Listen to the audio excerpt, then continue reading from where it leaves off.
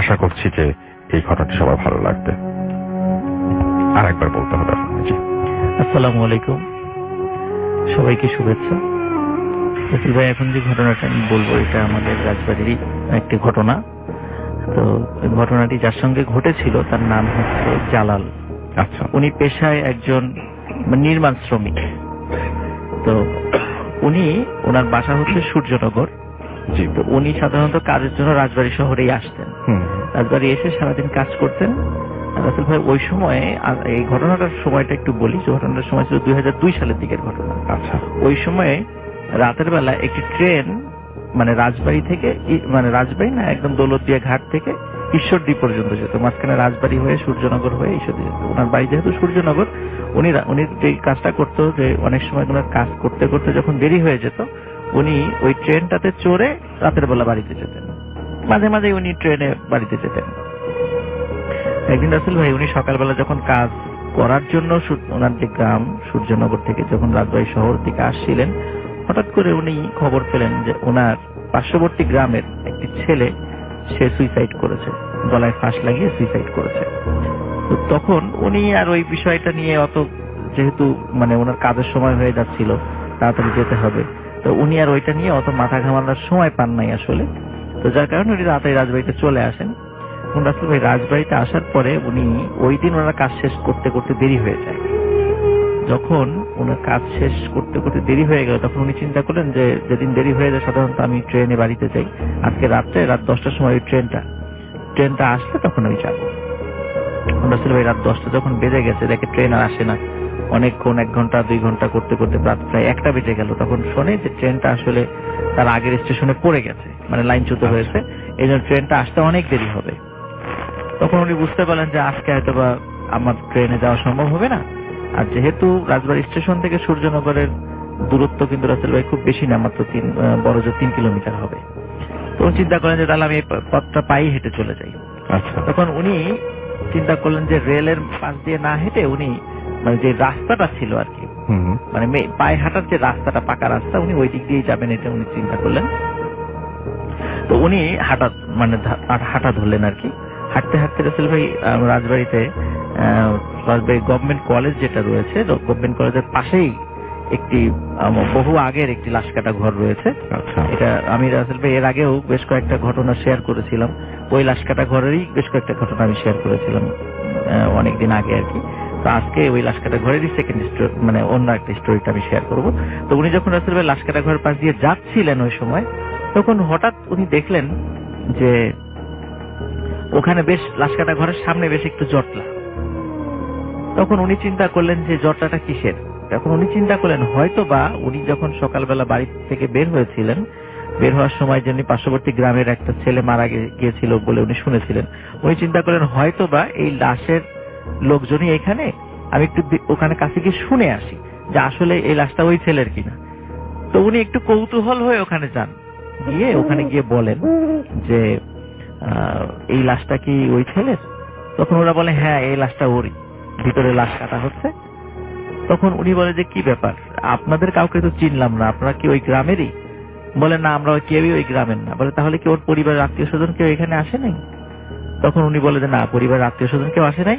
ওখানকার যারা উপস্থিত লোকজন বলে যে আমরা তারই আত্মীয় স্বজন, দূর দূরান্ত থেকে এসেছিলাম, আমরাই এর সাথে রয়েছি, আমরাই এই লাশটা নিয়ে আবার গ্রামে ফিরে যাব।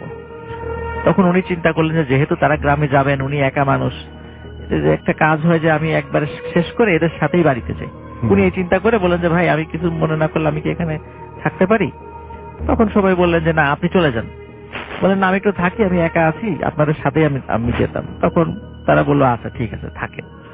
তো রাসেল ভাই একটা কথা বলে নেওয়া ভালো, ওই জালাল ভাই যিনি, উনি আবার নামাজ কালামি ছিলেন, 5 ওয়াক্ত নামাজ পড়তেন, উনি সুন্নতি পোশাক পরতেন এবং মুখে দাড়িও ছিল ওনার।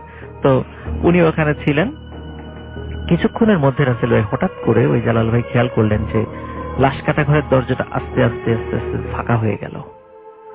তখন উনি দেখতে পেলেন যে ঘটনাটা, সেটা হলো যে লাশ কাটা হচ্ছে, কিন্তু যার লাশ কাটা হচ্ছে এবং যারা কাটছে সবার চেহারা রাসেল ভাই একরকম।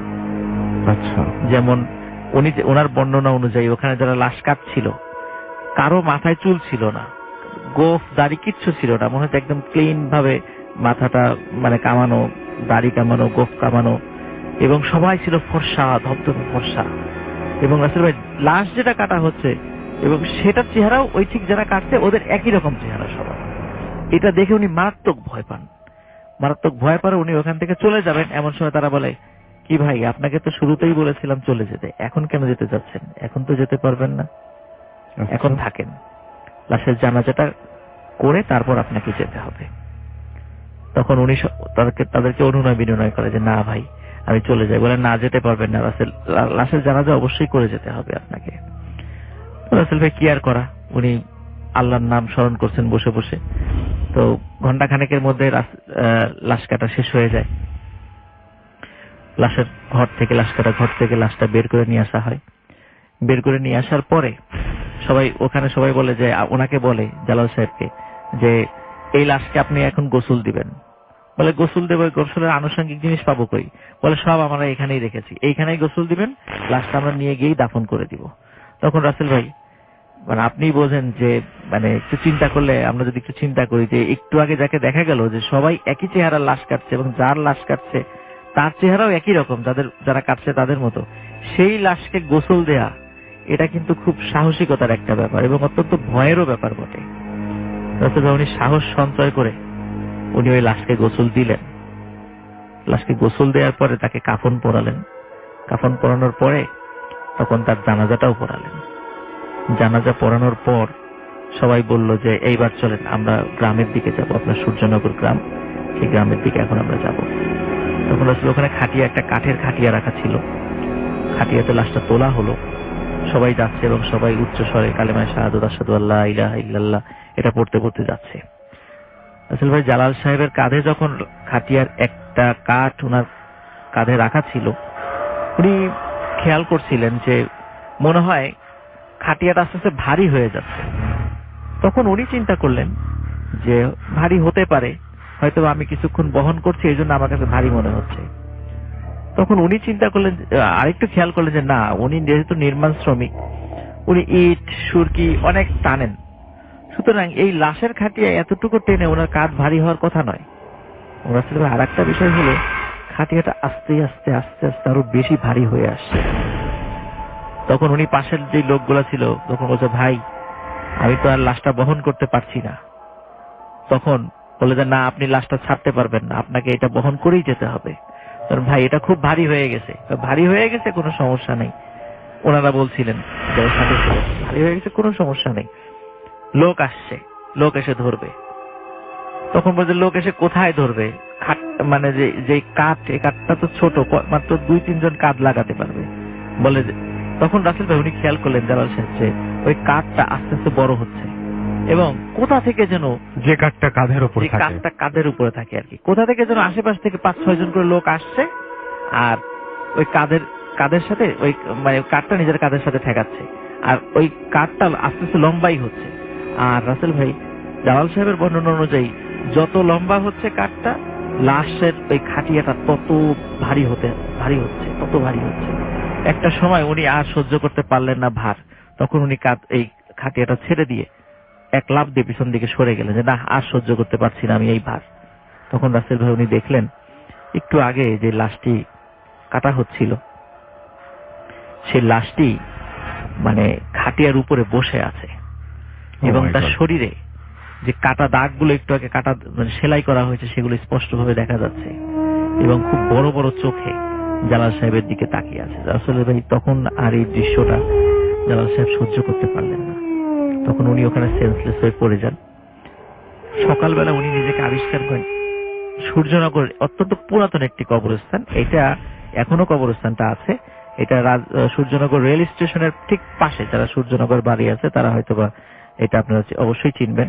সূর্যনগর রেল স্টেশন একদম পাশে একটি কবরস্থান রয়েছে, একদম গ্রামীণ কবরস্থান, অনেক পুরাতন একটা কবরস্থান। ওই কবরস্থানে উনি নিজেকে আবিষ্কার করেন। আবিষ্কার করার পর রাসেল ভাই ওনার সমস্ত শরীরে, উনি যেটা দেখেন সমস্ত শরীরে বড় বড় মানে মানে দাগ হয়ে আছে, মনে হচ্ছে ওনার সমস্ত শরীরে কোনো পিঁপড়া জাতীয় কোনো প্রাণী কামড়িয়েছে। অথচ ওইখানে কিন্তু ওই ধরনের ওনাকে সমস্ত শরীরে কামড়ানোর মতো ওই ধরনের উনি ঘুম থেকে উঠে কোনো কিছু উনি অস্তিত্ব খুঁজে পান নাই। পরবর্তী রাসেল ভাই উনি খোঁজ খবর নিলেন যে পার্শ্ববর্তী যে মারা গিয়েছিল সে তাকে আসলে লাশ কাটা হয়েছিল কিনা।